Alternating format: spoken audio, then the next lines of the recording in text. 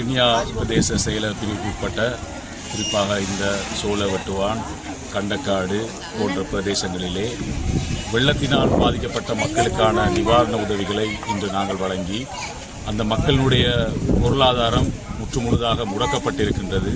குறிப்பாக இந்த பிரதேசத்திலே இருக்கின்ற மக்கள் கடல் தொழிலை நம்பி அவர்களுடைய வாழ்வாதாரத்தை ஈட்டிக் கொள்கின்றவர்களும், அதேபோன்று விவசாயம், வீட்டு தோட்டம் போன்ற விடயங்களின் மூலமாக அவர்களுடைய வாழ்வாதார செயற்பாடுகளை முன்னெடுக்கின்றவர்கள்.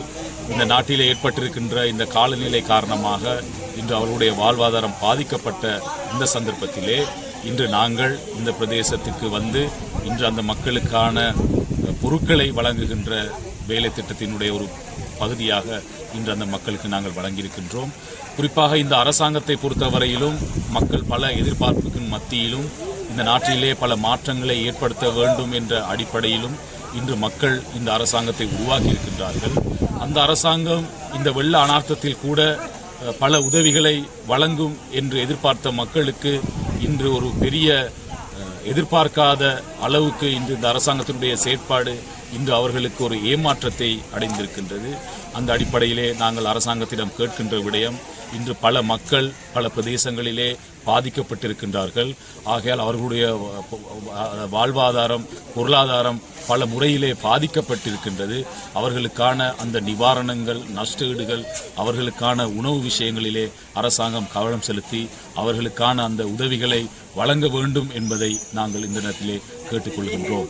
அந்த அடிப்படையிலே இப்பொழுது நாடளாவிய ரீதியிலே இந்த அரசாங்கத்துக்கு எதிரான செயற்பாடுகள் இன்று தீவிரமடைந்த வண்ணம் காணப்படுகின்றது. குறிப்பாக இன்று சபாநாயகருக்கு எதிராக ஏற்பட்டிருக்கின்ற அந்த பதவியிலே ஏற்பட்டிருக்கின்ற அந்த பிரச்சினை இன்று ஒரு பெரும் பிரச்சனையாக மாற்றம் பெற்றிருக்கின்றது.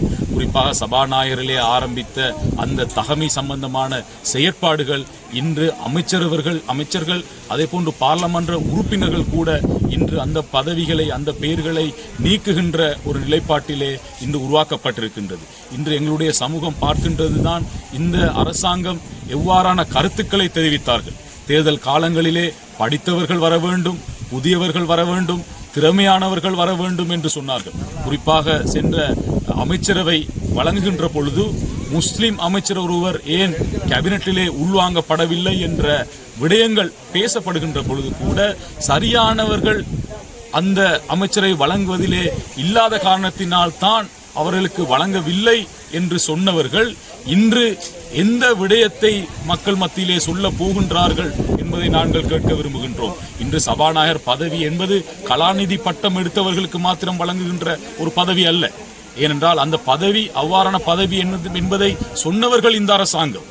ஆகையால் இன்று சொன்னவர்களே இன்று அவர்களுடைய கல்வி தகமையிலே இவ்வாறான பிழையான விடயங்கள் முன்னெடுக்கப்பட்டு ஏமாற்றப்பட்டு இருக்கின்றார்கள் என்றால் இன்னும் என்னென்ன விடயங்கள் மூலமாக இந்த மக்களை இவர்கள் ஏமாற்றி இருக்கின்றார்கள் என்ற அச்சம் இன்று மக்கள் மத்தியிலே காணப்படுகின்றது.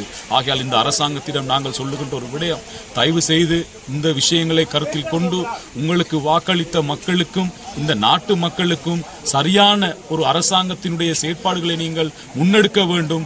அல்லது நீங்கள் விடுகின்ற பிள்ளை அல்லது நீங்கள் செய்கின்ற இந்த தவறுகள் எல்லாம் அரசியல் ரீதியாக ஒரு பெரும் தவறாக, பெரும் மாற்றமாக மாறிவிடும் என்பதை நீங்கள் விளங்கிக் கொள்ள வேண்டும். அந்த அடிப்படையிலே நாங்கள் அரசாங்கத்திடம் கேட்கின்றோம், உங்களுடைய வேலை திட்டங்கள் எல்லாம் துரிதப்படுத்தப்பட வேண்டும். நாங்கள் 24 மணித்தியாலங்களிலே மாற்றத்தை கொண்டு வருவோம் என்று சொன்னவர்கள் நீங்கள். ஆனால் இன்று 1 மாதம் 1.5 மாதம் கழிந்தும் இன்னும் எந்த ஒரு நடவடிக்கையும் எடுக்கப்படவில்லை என்பதுதான் இன்று மக்களினுடைய அந்த அதிருப்திக்கான பிரதான காரணமாக காணப்படுகின்றது. குறிப்பாக இந்த வெள்ள நேரத்தில் கூட எந்த ஒரு செயற்பாடுகளும் முன்னெடுக்கப்படவில்லை என்பது ஒரு பெரும் கவலையை அளிக்கின்ற ஒரு நிலையாக காணப்படுகின்றது.